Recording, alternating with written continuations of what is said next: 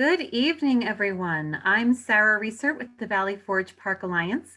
Thank you for joining us tonight for the fourth event in our 2020-2021 speaker series, sponsored by the Sharon H. and Bruce A. Bakke Foundation. As you may have been aware coming into tonight, if we reached 75 registrants for the talk, we would be able to provide a second talk this month. And I'm happy to report that we reached our goal. So stay tuned for our talk on January 19th. I'll provide a little more information about that at the end. But first, a little Zoom housekeeping. Since we have several presenters and panelists this evening, I recommend that you put your Zoom session in speaker view. There is an icon in the upper right portion of your Zoom screen that should allow you to toggle between speaker view and gallery view. Speaker view is less distracting as it allows you to see only who is currently presenting. There will be a Q&A following our Zoom webinar. Feel free to use the Q&A chat feature anytime during the event, and our speaker will answer your questions at the end. You can find the Q&A chat icon on the bottom portion of your Zoom window.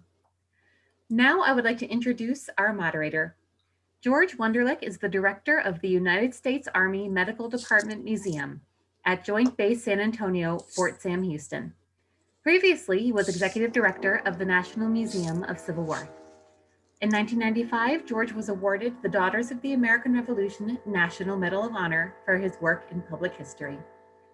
Since then, he has developed historically based medical leadership training programs for the Joint Medical Executive Skills Institute, the United States Army Medical Department, the Interagency Institute for Federal Healthcare Executives, the Uniformed Services University of the Health Sciences, and various other civilian and governmental organizations. In 2011, he was awarded the Order of Military Medical Merit by Army Surgeon General, Lieutenant General Eric B. Schumacher for his support of military medicine. He is a nationally known speaker on various Civil War topics and can be regularly seen on the History Channel, PBS, National Geographic, and the BBC. We are so pleased that he is our moderator tonight. Welcome, George. Thank you so much. It is a pleasure and an honor to be here. I want to welcome everyone tonight to our program, and this is specifically very interesting to me. I have the topics of cleanliness, of military necessity, of discipline, and in bodily freedom is something that the record of my own ancestors shows was something that they dealt with and did not deal with well for the good of the Army or the country. So tonight's topic is especially interesting to me. And I have to tell you, I'm also, I have refilled my fountain pen so that I can take notes as well, because we've got a great presenter tonight. Kathleen Brown is the David Boyes Professor of History at the University of Pennsylvania. She's a historian of gender and race in early America and the Atlantic world. She's the author of Good Wives, Nasty Wenches, and Anxious Patriarchs. That is a title. I love it.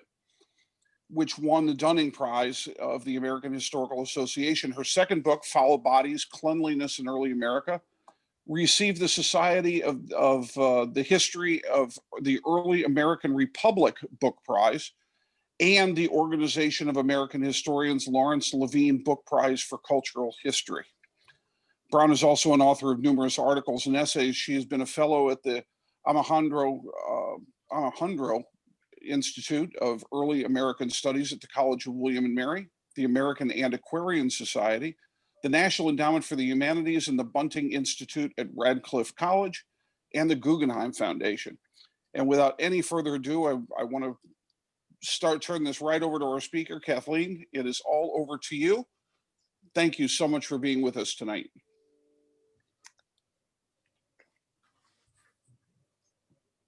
Thank you very much, George. Let me get my, and thank you to everybody who's made this possible. Let's see, I think I've got my slides. Oops, I'm on the wrong slide. Whoops, and why didn't that go back? Hold on, let's see. Okay. So thank you all. I want to thank the Tracy and Molly and Sarah and George and everybody at Valley Forge who's behind this really great this great webinar program. It just seemed to me when I was invited like a really great thing to do during this most unusual and trying and challenging and tragic year. So I'm really delighted to be part of it. I'm talking tonight, drawing on a book that I published in 2009, but I would say also with the benefit of some hindsight, some of which comes from our experience with disease and thinking about our bodies in public spaces in this past year, perhaps a little more than we have been accustomed to. And one of the things I want to encourage you to do and to see it as part of good historical practice, not as, you know, some kind of inappropriate presentism, but to think with the experience of the past year about some of the issues that I'm going to raise tonight. And I'm going to be talking broadly about the context for some of what happened at Valley Forge, but I'm embedding that discussion in a kind of broader discussion of military discipline and the challenges that faced the Continental Army during the American Revolution. And the bigger concentric circle is an overview of some of how 18th century North Americans thought about their bodies, what their bodies needed, what was appropriate in caring for bodies. The term that I've used in my own work is body work, but in the present day, you more often hear people, especially in the context of COVID closures, you hear people talking about care work. And it includes a whole bunch of things that, you know, we all need every day to really stay healthy and continue to function, including our food, including shelter, but the basic maintenance of, you know, doing laundry, having clean clothes to put on, receiving care during illness.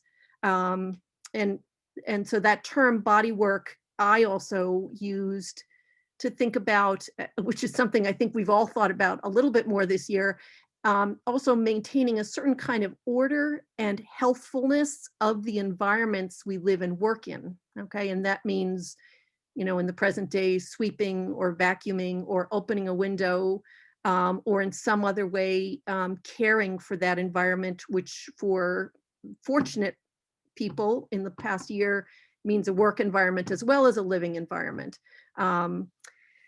So I'm going to begin with a quote from one of the survivors of Valley Forge. He was a Connecticut surgeon. Unlike many of the enlisted men in Valley Forge, he was much more like the officer class in being a married man who had an established and fairly prosperous household back in Connecticut. And his perspective on the hardships at Valley Forge reflect some of his privilege. And I know you can see this, but I also feel like there's a good reason to kind of read it to you just to kind of get the the sense of his suffering and how he described it, how he put it in context of his domestic environment.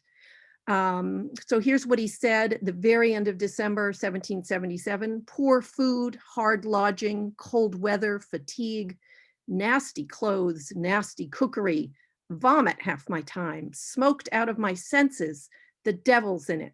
I can't endure it.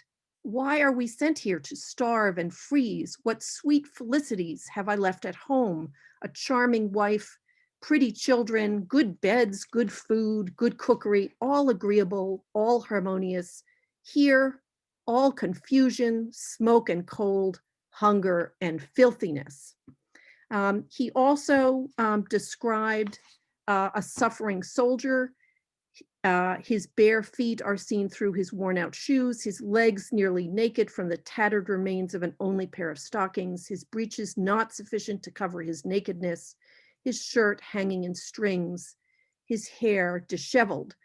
So what I aim to do is to kind of unpack some of this and put it in context so that when you get a chance to look back at this, you will perhaps understand the depth of some of his concerns, not just as a matter of running out of or being left with insufficient supplies, but as a kind of more profound matter of the body and of the body's need for care, and a very particular 18th century way of thinking about that care and providing that care.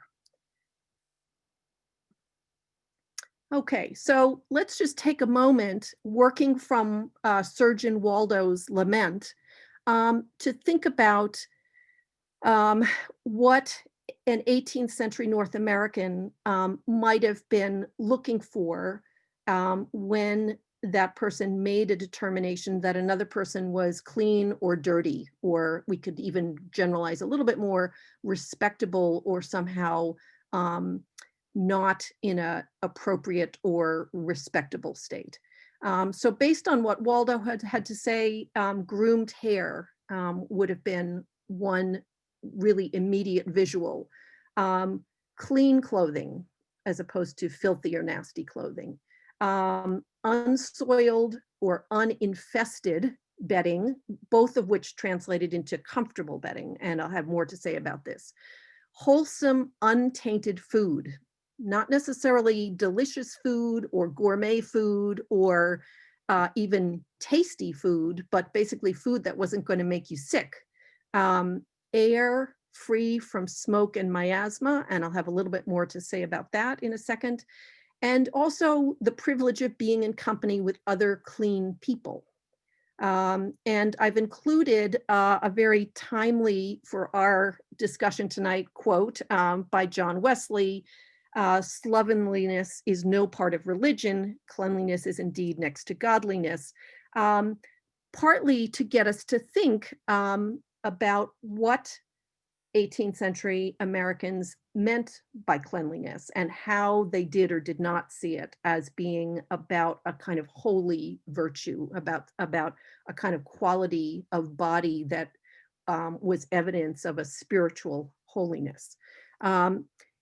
Before I move on to look at why in Waldo's list that we've put together here, he didn't really talk very much about bathing. So before I moved on to that, I want to emphasize that for 18th century people, there was a really powerful link between smell and disease that I think we can only fully appreciate now after this COVID year.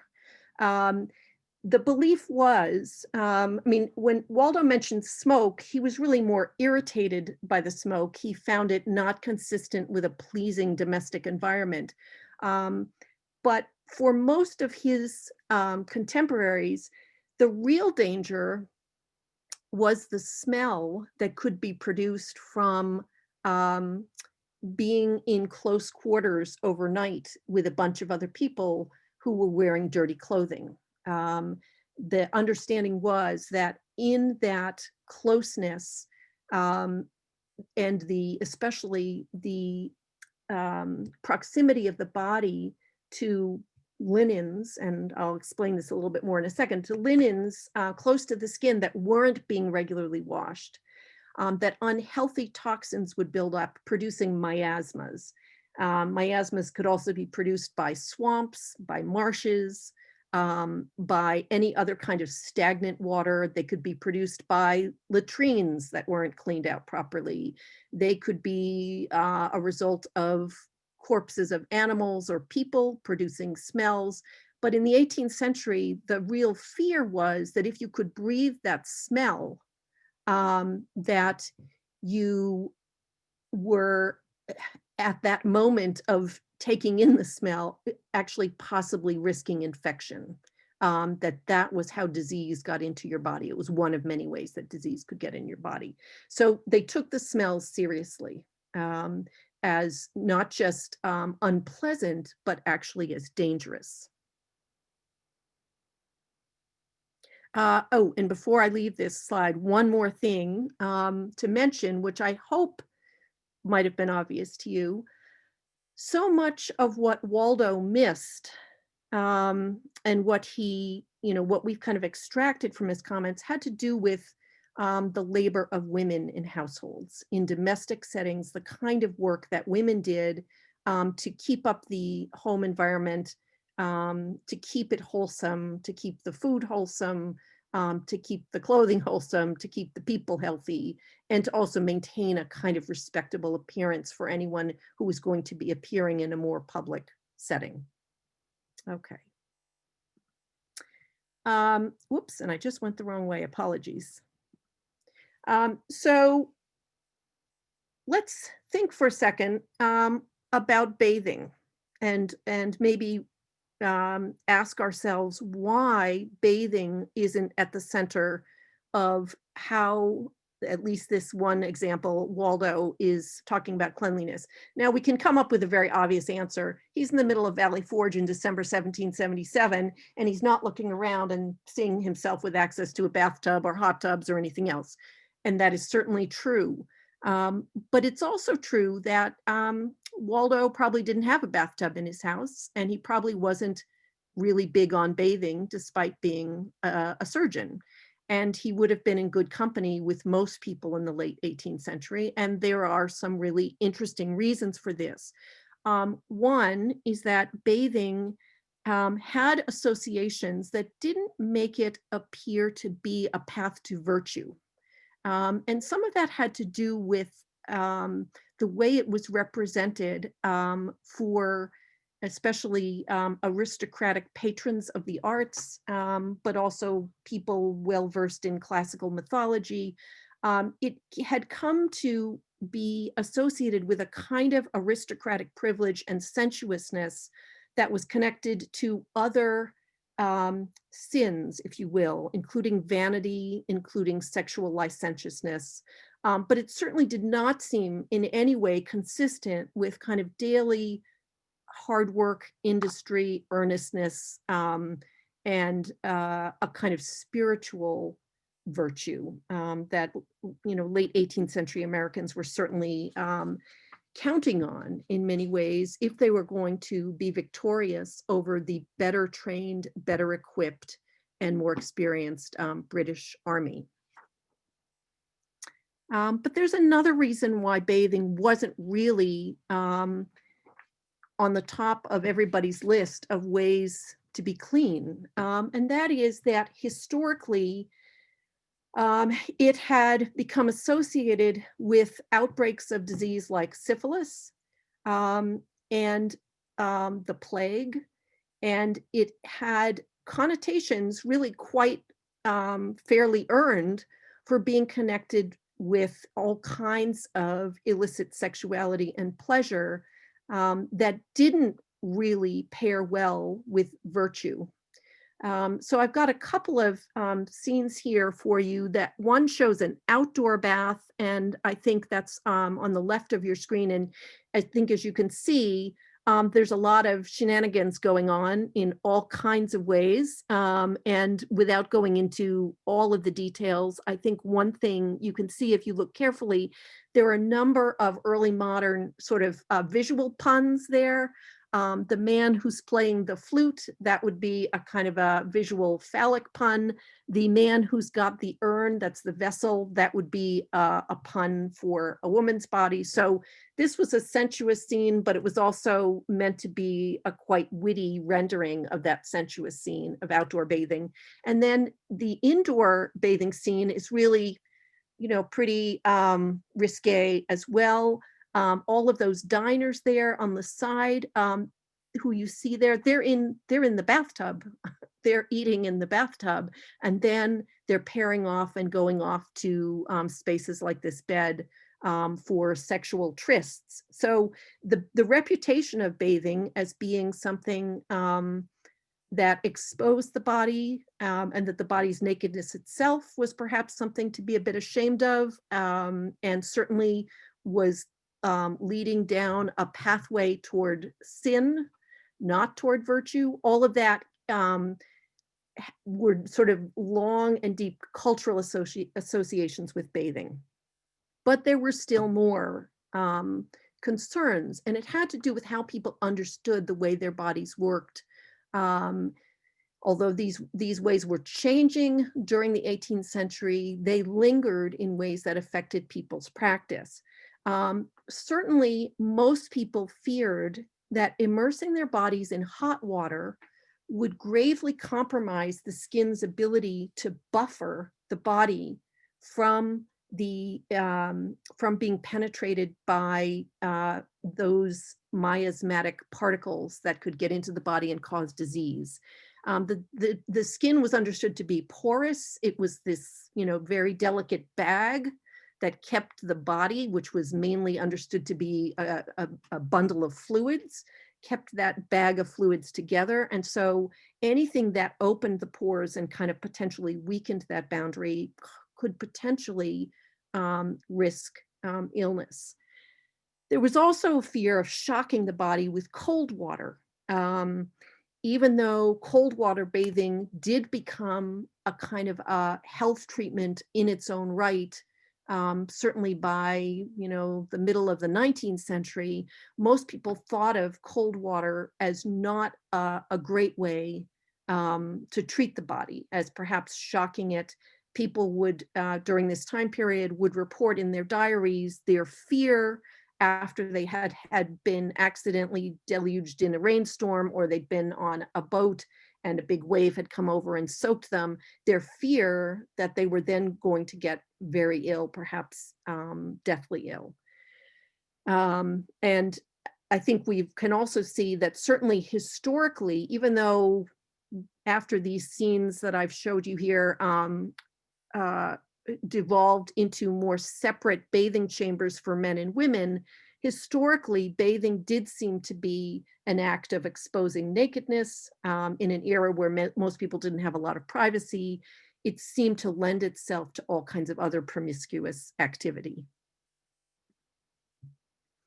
So here's where the shirt comes in. And I think we make a mistake when we think that the people of the past who were concerned about the state of their clothing, especially these linen shirts or shifts that they would wear closest to the skin, that they weren't necessarily thinking about them exactly the way we think about the clothes we put on our bodies.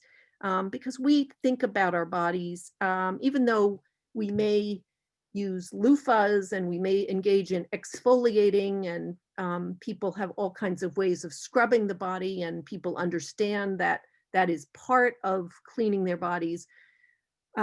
We don't tend to think of the layer we put on closest to the skin as cleaning our bodies. We think of ourselves as being clean and then putting on that layer. But people in the past would have thought of this layer as having this very important function, that through the friction, especially of a linen shirt against the skin, the body would be effectively cleaned of any toxins that had gathered on the surface of the skin, and they would then be able to be absorbed on the shirt, on the linen shirt or the linen shift, and then that could be washed, and that would be the way to kind of regularly remove the toxins off of the body's skin. People thought about cleaning with linen. So it's not that they never thought about washing, but they thought about cleaning with linen and the wearing of linen as safer, as certainly less sexual than the promiscuous bath scenes, as more domestic, as a kind of a domestically bounded way of caring for the body. You didn't go out to a bathhouse, you didn't go out to a kind of public outdoor bath. Within your own home, within your own household, with the labor, usually of a wife or a mother or sisters or daughters, this kind of cleaning, regular cleaning of the body could be done. And producing people with clean, healthy bodies who had fresh shirts on or chemises or shifts on was also emblematic of a well-ordered household, a virtuous household, a household where everybody kind of knew what their jobs were, and those jobs occurred with a kind of regularity that kept people in the household healthy and presentable and respectable. Okay, so let's just take a quick look. Waldo gave us a kind of a scene of the comforts without a lot of detail about the actual work involved. So let's just take a quick look at what some of that work might have involved, or what some of the scenes of producing cleanliness might have included during this time period. And I have to confess that a few of these images come a little bit later than the 1770s, the late 1770s, but they're close enough representations, I think, to be serviceable to us. So just starting in the upper left corner, it's an image that comes from a children's book of rhymes. And it's the name of the poem is for the little girl that did not like to be washed. And her mother is showing her in her image in a mirror, and basically sort of saying to her, look, you're disgusting, and that's why you need to wash your face, and you need to do this if you want your father to love you and give you a kiss and greeting. I'm not exaggerating. It was a seriously harsh message in the poem. In the middle, we have a husband and wife team who are catching bed bugs and trying to remove them from their bedding. They've either been in bed and it's been so uncomfortable they've gotten up and tried to take care of the problem, or they're about to get into bed, and he's collecting the bed bugs in their chamber pot. Over in the far right, we have a woman who's doing a task that she would have done most likely, certainly well into the 19th century. She would have been doing this every Monday, and that was the typical wash day, although it varied from city to city and region to region. And she's got her child in, an early 19th century version of a bouncy seat or a playpen while she's hanging up the laundry.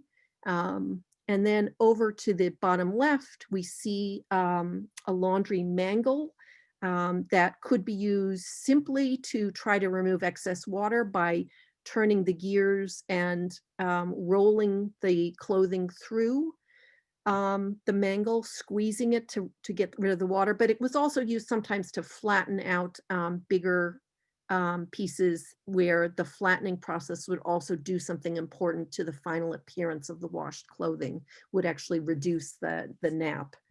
And then finally in the bottom right, I have to say this was something that I learned in working on this book that I didn't fully understand, even after graduate school and all kinds of things.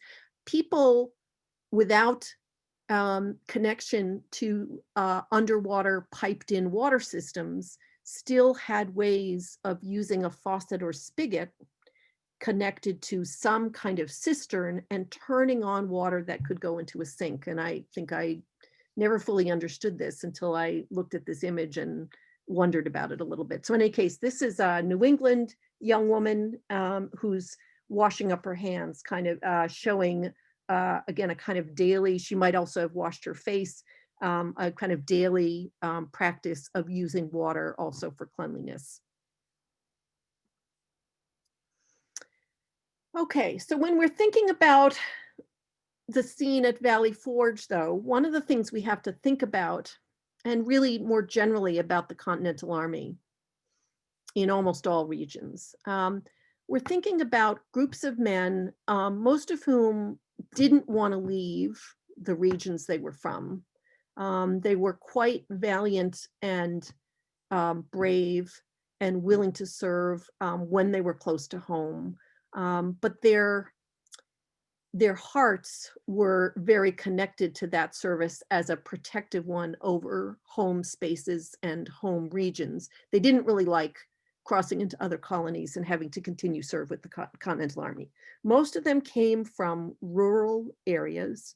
Their experience of disease and of the measures one would have to take to protect themselves from disease were really very different from what we understand in the present day, but certainly than their urban counterparts. So if they were coming from rural places, as most of them would have been, they were living in places that had very low population densities, which automatically lowered the risk of disease. And again, a quite pointed bullet point here on the slide, which I'll get to. They also had a certain kind of liberty to relieve themselves when they needed to and where they needed to without causing offense or nuisance or harm to others. I've included the photos here of these farmsteads in part to give you a sense of how open and just how private in some ways and how clean the outdoors could be for people who needed to relieve themselves conveniently. I've also got the image of the chamber pot up there in the top left to remind you that in fact that was, your indoor bathroom at night in the 18th century, well into the 20th century. And then we also have the scenes of the clothes hanging out on the line.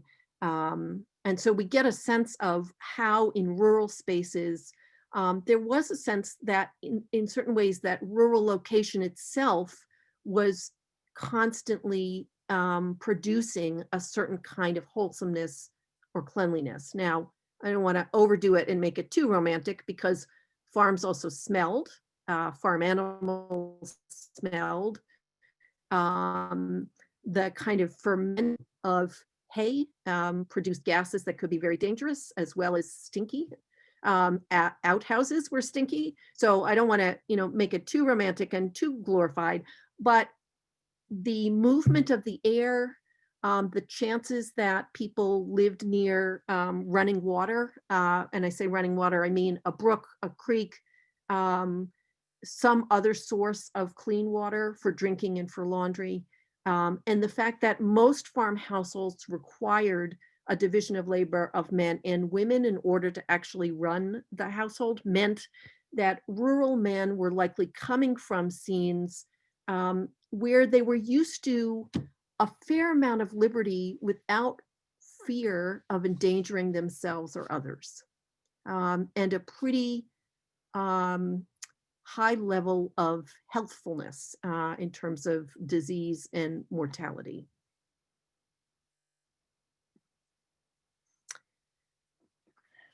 Okay, so military camps present a pretty stark contrast. And again, I do want to, I guess give a little caveat here.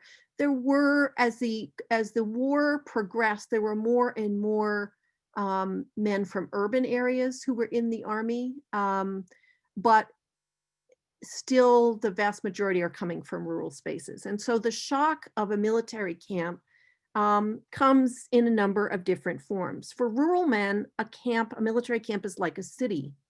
The acts of bodily care that take place in a military camp have to take place among other troops, not, in back of the stone wall, in the the west pasture of the barn, of the farm, not connected to a family household, not in the context of people with family relationships, women with family relationships doing a lot of the work.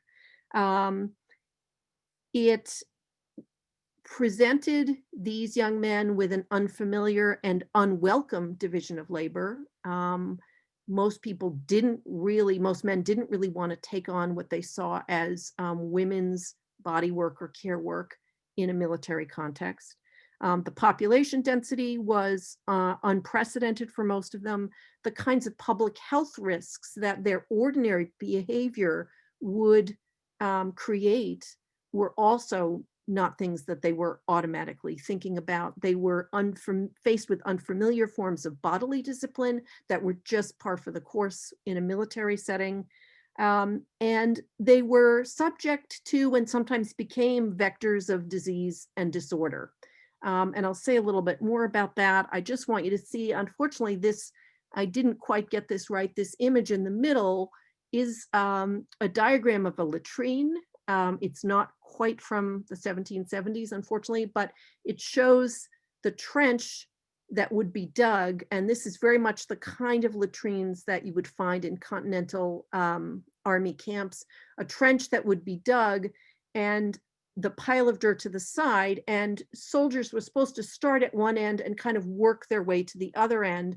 After using the latrine, they were supposed to use a shovel or their feet and move the dirt to cover what they had produced in the trench.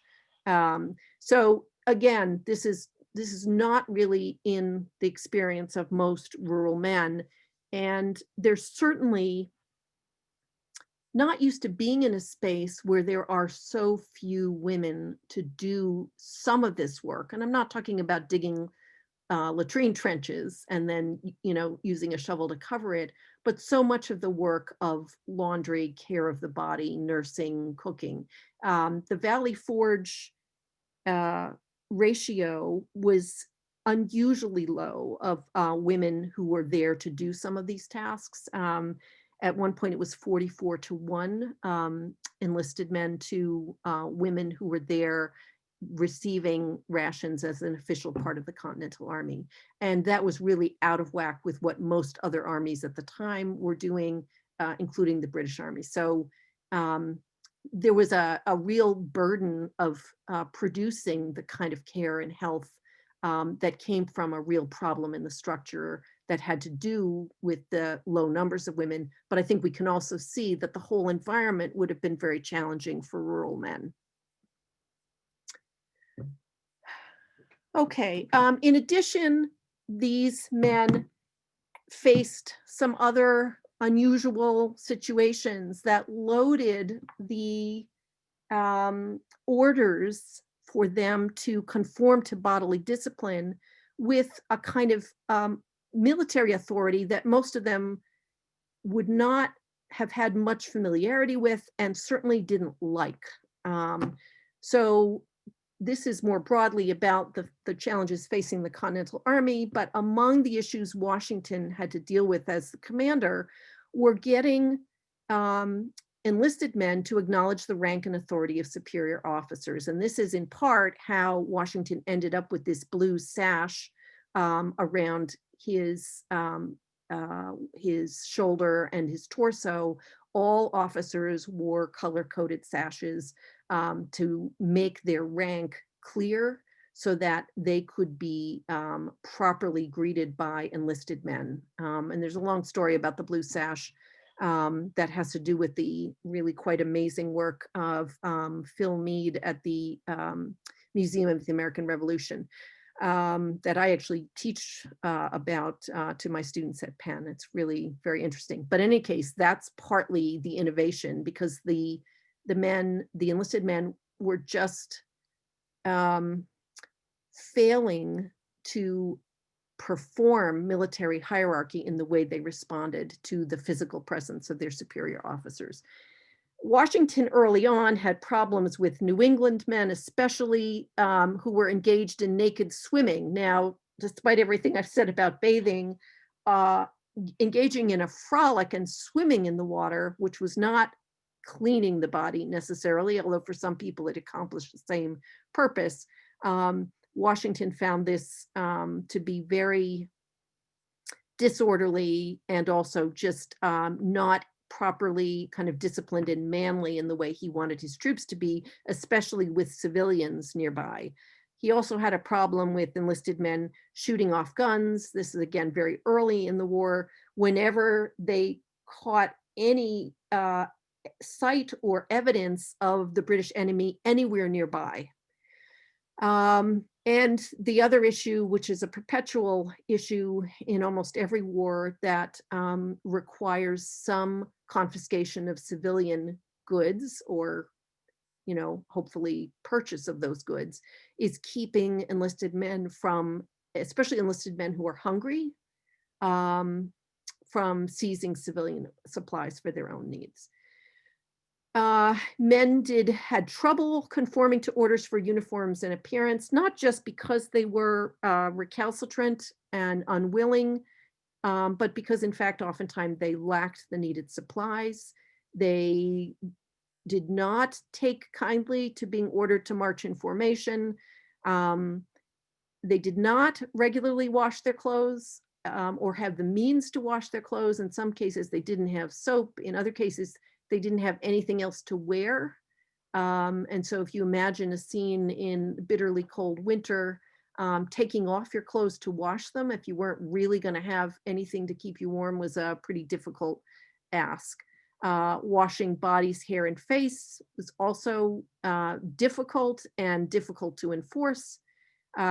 Using designated latrines, that actually became a major issue of discipline. And based on what I was telling you before, I think you can imagine if you're used to an environment where you have pretty ready access to relief if you need to go, using designated latrines is difficult, but I think that's not the main problem.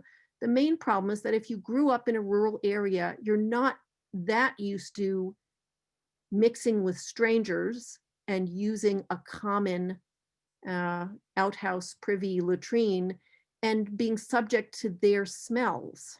And so I think my own interpretation of this is that, in fact, for rural men, the latrines were simply too disgusting. They were too dirty.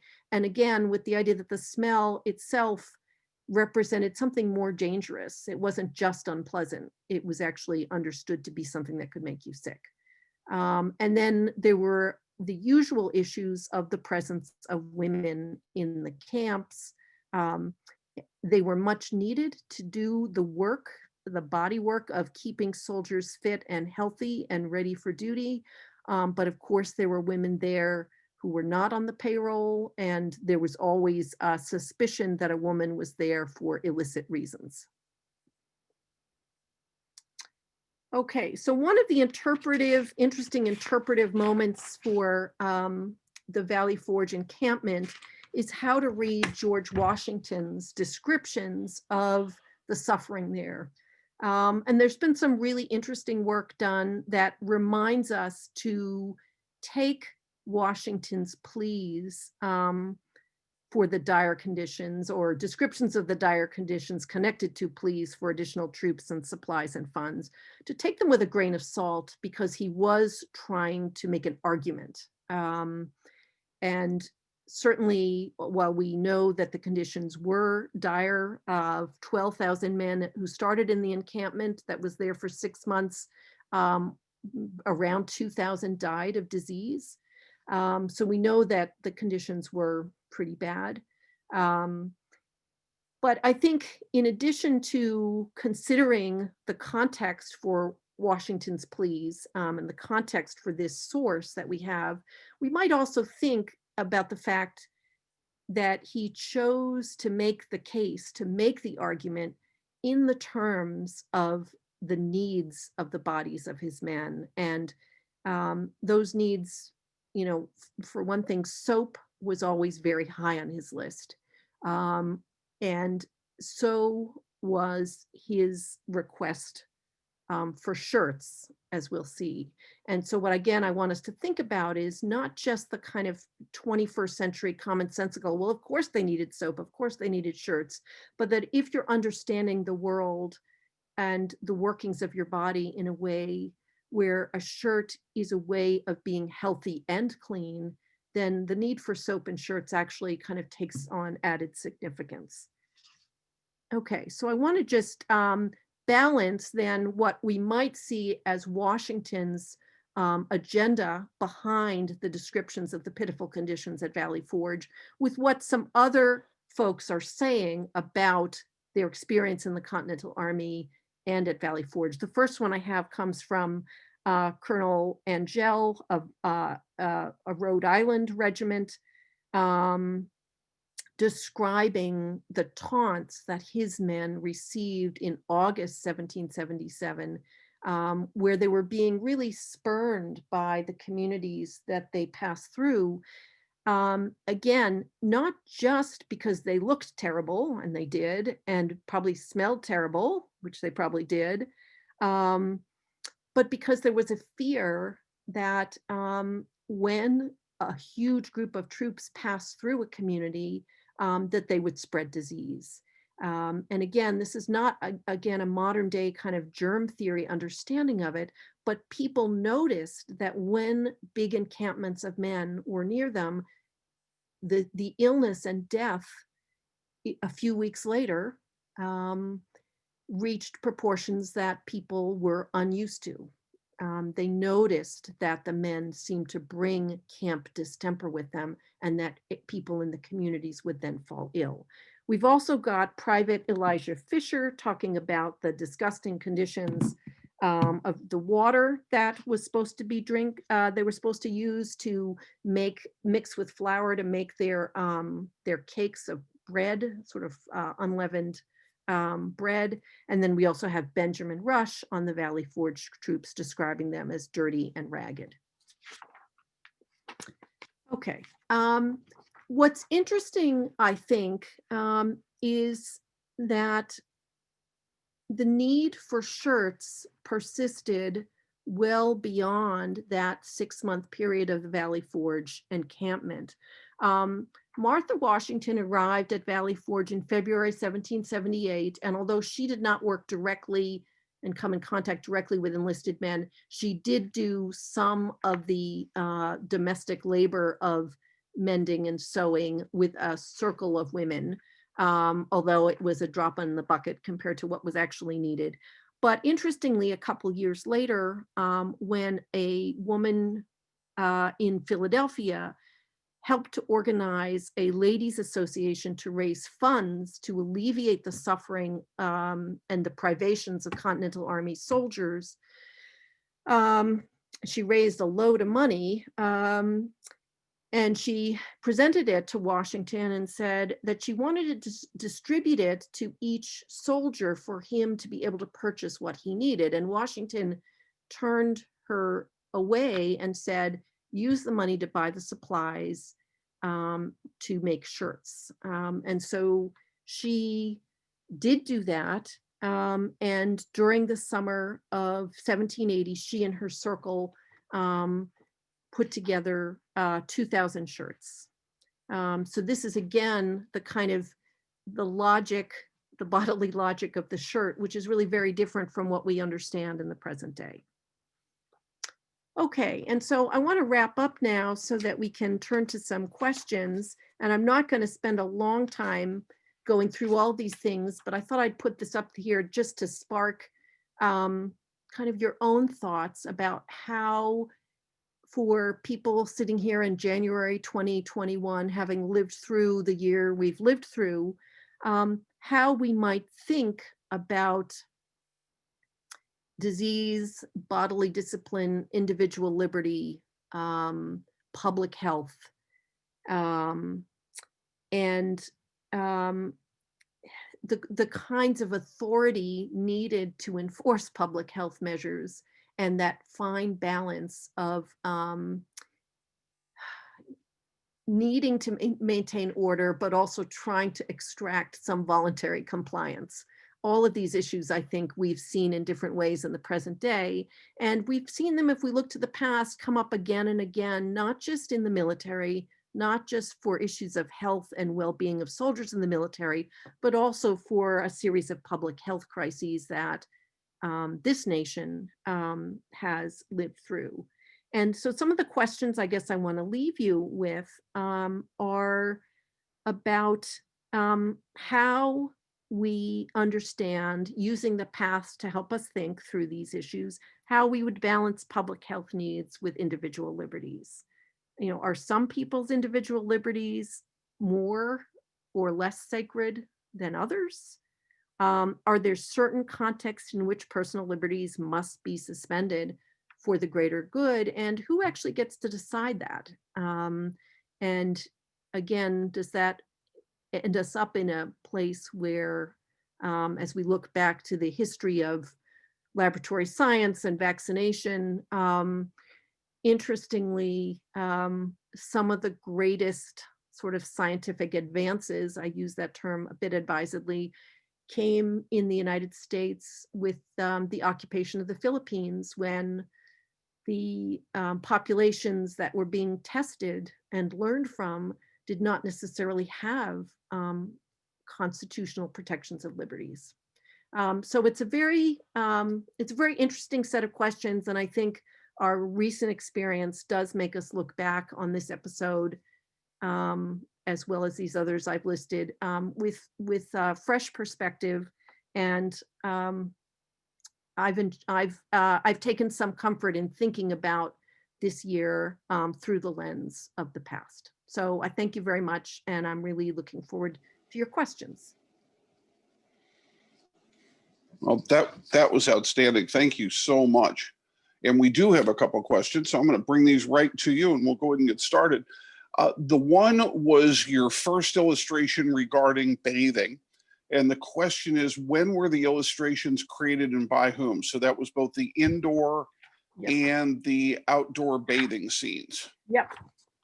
Yes, that's a great question. And I'm going to also rack my brain to see if, actually, I think I might have that one right here. So both of them are, I think I said they were early modern, which is a kind of fudgy way of saying 15th, 16th century. One of them the outdoor bathing scene is German, I believe. And these folks, they're not in what was known as a natural bath. A natural bath was often hot springs, or it could have even been connected to a site that was known for miraculous healing, and people would go and bathe in those hot springs. There are some of those springs here in Pennsylvania as well, Bedford Springs, and also in Virginia, where people would go and bathe outside and take the waters in the belief, actually, they usually drank the waters more than they bathed in the waters, because sometimes they were mineral content and people believed the mineral content would help them. The indoor scene, I think, is definitely a 15th century scene. And I want to say, I'm sorry that I'm forgetting exactly where I got that one from, but it's a medieval bathhouse. And I'm just going to take a guess that I'm looking at a French bathhouse scene, but I'm not sure. I would have to check on that one. All righty. So the next one that we have, again, a great one, is, have you seen contemporary metaphors tying cleanliness to the health of the body politic? Contemporary, are we talking about in the present day or back in the day? You know, that's an interesting question. And unfortunately, this was asked by Anonymous, and that's, I'm reading it word for word. So all right. Well, I am, oh, wait a minute. I'm seeing a back in the day is the answer to your question. Okay. Yes. So yes, the answer is yes. And the person who's done, I think, who left the most interesting record of combining thought about the body politic as having a dynamic of health and disease modeled on the human body would be Benjamin Rush. And interestingly, of course, he is both a physician. He plays a major role during the revolution, both in a newspaper debate about how best to get Continental Army soldiers in a healthier, cleaner state. And he also is, as we know, one of the founding fathers, very involved in the politics of forming the new nation. And then involved too in leading the effort, not completely successfully, in combating yellow fever in Philadelphia in 1793. So he is directly using the language very consciously and thinking about body politics as being convulsed by fevers, by disease, in the way that a human body would be. Excellent. Now, Dory is asking, what is the story with the blue sash? So back to Washington's uniform. Right. So I'll just have to hope that none of my students from this semester are listening, because this will give it away, one of their assignments. So Phil Mead at the Museum of the American Revolution did some very interesting research on a blue sash that was found up at, I want to say it was the Countway Library. I'm actually going to forget. Maybe it's the Peabody Museum up at Harvard. And they found a blue sash. and they wondered if it could be Washington's. But in the process of trying to figure out the provenance, they did decide in the end that it was Washington's. They also found that there was at least one portrait of Washington, and this was a Peel portrait,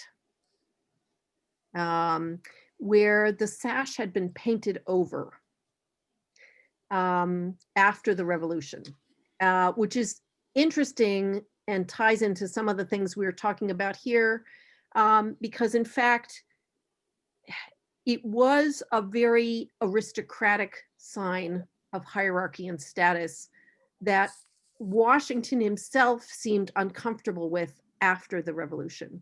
And so part of the exercise that I do with the students is to get them to look at all of these portraits of Washington and then to see the one where the sash is painted over and to kind of understand how there even got to be a sash in the first place, and then why the wearing of that sash, which might have been so necessary in the military context, seemed out of place for the values of the republic that the army was gathered to help establish. That it was too aristocratic. So that's the story of the blue sash. There really is one, and it was not something that everybody was necessarily wanting to focus on after the Revolution. All righty, excellent. So our next question from Samuel, in your research, did you learn anything about the ideas of health authorities of the time on the benefits of different fibers for shirts, wool and flannel shirts over linen or cotton, especially in the summer heat? It's a great question.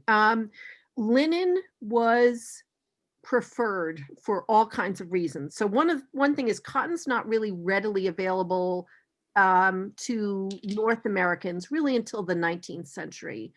There's some, but it's not available in a large scale way for clothing. It becomes much more available. I mean, you get it in calicos, but that kind of mass production of cloth and decline of home produced textiles doesn't really happen till the 19th century. So people are manufacturing their own linen, and they find linen to be very long wearing, and linen, depending on what the fineness of the weave and the fiber is, also seems to do the job of the friction as opposed to absorption. I mean, it does absorb a bit, but it's mainly the notion that it's actually doing something beneficial to the skin. And the other benefit of linen is that you actually can wash it. Wool and leather would have been your outerwear, and you're generally not washing those, not in the 18th century. Excellent. So I love this next question. Would colonial people smell bad to us today, do you think? Right. So here's my very unscientific answer for that. Certainly we have a number of people writing in the 18th and 19th centuries warning, Thomas Jefferson was one of them, warning his daughter, don't expect that you should hold off on he was actually just talking about cleaning herself. Don't think you could hold off on cleaning yourself until you smell bad, because you'll be the last person to be able to smell yourself. Everyone else will smell you first and think you're disgusting. So there was generally that sense of you can never really smell how bad your own person smells. But I think the other thing is, and we know this about sensory thresholds in our own experience, and from what, lots of people have written about this, lots of really pungent odors, lots of really distinct tastes. It's even true with noise. Your senses do adjust to the threshold of the intensity of whatever the stimulus is. And so my go-to example is if you go into a perfume counter, which of course none of us have really done in a year, but you can remember what it was like. You go into a perfume counter, you leave that space, whether you're smelling perfume or not, a little bit less able to sense the difference in the smells. I mean, you could just smell so many different smells of that intensity before you kind of go dead on them. And so I think part of what we have to do is we have to suspend our disbelief that we don't actually know what it'd be like to be in this world. But we can guess by what people did about when they found smell offensive. And that for the most part, they seem to have gone through their environments not doing a whole lot to get away from smells that we would have been trying to get away from. Okay, outstanding. So we've got just, I think, 3 questions left here. This one is: many soldiers from Valley Forge were treated at the Yellow Springs Hospital, where the physicians, including Otto, were advanced in their understanding of germs and infection. Were there other advancements at Valley Forge itself? Okay, well, so and I think I think the questioner knows this, but just to kind of reiterate, a formal understanding of very specific germs causing very specific diseases is not really part of the scientific lexicon until the late 19th century. And the US is actually slow to reach that. It's kind of already being circulated in Europe, and then the US comes to that a little bit later. So people had a variety of different understandings of disease. They generally had an idea that a disease could take hold of you and then turn into a lot of other different diseases. Okay, so your yellow fever could become a form of typhus, or vice versa, that diseases had stages and were not necessarily individual entities. So yeah, I mean, there's a lazaretto in Philadelphia that's taking care of people's bodies somewhere in this same time. There's, again, not long after this, an almshouse in Philadelphia that's providing care. So I don't know that I would want to accord the Yellow Springs Hospital with special advances that aren't necessarily known in these other places.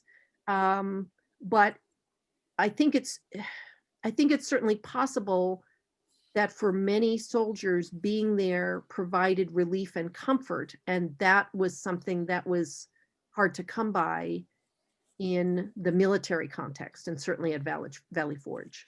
And if I can throw one thing in there too, I would say if we're going to see any kind of an advancement, and again, I'm with you, it wouldn't necessarily be at Valley Forge and not with the scientific, but anecdotally, a surgeon by the name of Tilton is going to start developing his hospital plan on a heavy ventilation system. Yes. No windows, lots of drafts going up the flues with chimneys to draw fresh air in. And again, it was miasmic. He didn't know about germs, but he was convinced, as you had talked about so often, when the air smells clean, it probably is clean, and that's probably a good thing. And it was in that particular case, but yeah, not the kind of dramatic advancement I think we think of today. Right. So the next one, also really important, I think, for what you were mentioning at the end of the program, when smallpox inoculations and vaccinations became available, was there a strong hesitancy towards getting inoculated or vaccinated like we sometimes see today? Or do we know if they were more open to these innovations? Okay, great question, right on point.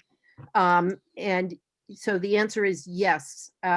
Washington himself had a terrible time trying to inoculate men for smallpox. They were terrified because they were terrified they were going to get it if they got inoculated. If they saw somebody die of smallpox, or even just to be very sick from it, it was terrifying for them. So that in and of itself caused disciplinary issues. I want to recommend a particular book that kind of plays out these issues around vaccination in one of the most readable and interesting ways I've seen. It's a book by Michael Willick. The book is called Pox, and it's about the introduction of a smallpox vaccine, different from inoculation. The technical difference is that inoculation uses a live virus and a vaccine doesn't. At the beginning of the 20th century, with, you know, I almost don't want to even talk about it right now because I do want to urge everyone to get the vaccine if they can get it to COVID. But, you know, there were some problems with this vaccine and it became a civil rights issue. It actually went all the way to the Supreme Court. So it's an interesting perspective on the history of anti-vaccination movements and fears of vaccines and individual rights to bodily integrity versus the necessity of public health mandates. So that's my recommendation. Michael Willick, and the book is called Pox, and it's a beautifully written, really well-researched book. That is, I want to second your motion. It is an outstanding work, and I think puts things in a very good perspective. So our next question is, would be interested if any comments regarding British encampments. First, a reference that the hygiene was so bad you could smell a particular camp far in advance of seeing it. Second, the British camp followers marching into Philadelphia were so slovenly that people there were horrified. So let's see. Generally speaking, the reputation of the British camps was for a kind of order and hierarchy and you know, a kind of well-established authoritarianism that made them less unhealthy and less of a public nuisance than the Continental Army camps. So I don't know what the particular comment is about smelling the British camp. I mean, I think generally speaking, you could smell military camps just as you could smell. I mean, if anybody's ever taken the train out to Lancaster, I actually haven't done it recently, but as you know, recently as 15 years ago, you could take the train out to Lancaster and know when you were passing a pig farm and know when you were passing, you know, just freshly manured farmland. So there were lots of things that you could tell by smell in the past. And so I don't know what the particular context is for that. I guess I would say that most of what we know is that the conditions were worse in Continental Army camps. I don't doubt that the women who were the so-called camp followers were not necessarily the most privileged class of women, you know, in North America. That wouldn't surprise me. Absolutely. And the last one, a fairly simple question. What was the typical ratio for men to women in an Army camp? Okay, now I'm going to have to double check myself on this. And George, I'm happy for you to chime in. My understanding is that the British camps were more on the line of somewhere around 12 or 15 to 1. And that Washington really had a hard time with that and was resisting that and was ended up with something that was not quite, let me see if I can actually look in my own book and find it. But that's my recollection. And I'm happy to be corrected by someone on that. Well, and I won't correct you, but I will just throw in this, that it really also truly depends on when we're talking about. In the months where farms had to be especially highly tended, the numbers could change. Depending on how actively campaigning the armies were, the numbers would change. And so really it's going to be a very fluid number. Right. When Washington and Rochambeau are making their march to try and meet up with the Southern armies in Virginia, the numbers drop precipitously because of the need to move the army very quickly.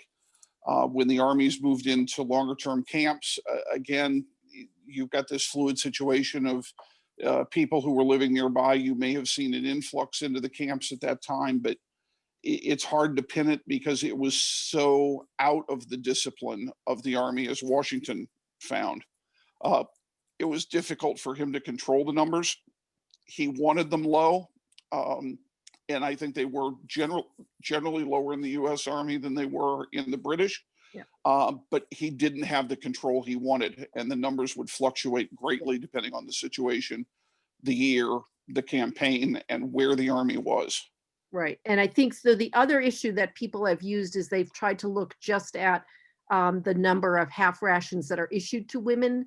And certainly Washington's target for issuing the half rations would have put him below whatever the British target was. But yeah, absolutely, absolutely, George.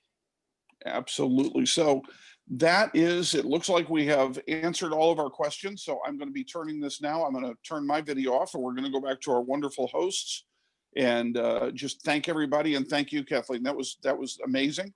And we'll turn it back to the hosts for our official farewell at this point. Well, I hope you all enjoyed the evening. I would like to extend a sincere thank you to Kathleen and George and all of the Park Alliance volunteers who made this evening possible. Thank you again to our sponsor, the Sharon H. and Bruce A. Bakke Foundation, and thank you for participating in the discussion tonight. I hope you'll all join us on January 19th for the stretch goal talk that you all made possible by joining us today. Historian Don Hengst will present his talk, Noble Volunteers, the British Soldiers Who Fought the American Revolution. That's January 19th at 7 p.m. We also have a talk on February 5th by historian Todd Braisted. That is Continentals, Loyalists, and All Between, Washington's Army and the Raising of the Loyalist Provincial Corps at Philadelphia, 1777 to 1778. So be sure to write them in your calendars. Lastly, thank you to all of the members of the Valley Forge Park Alliance for your wonderful support of Valley Forge. You make our mission possible every day. I wish you all a good night from Valley Forge, and we hope to see you again on January 19th or February 5th.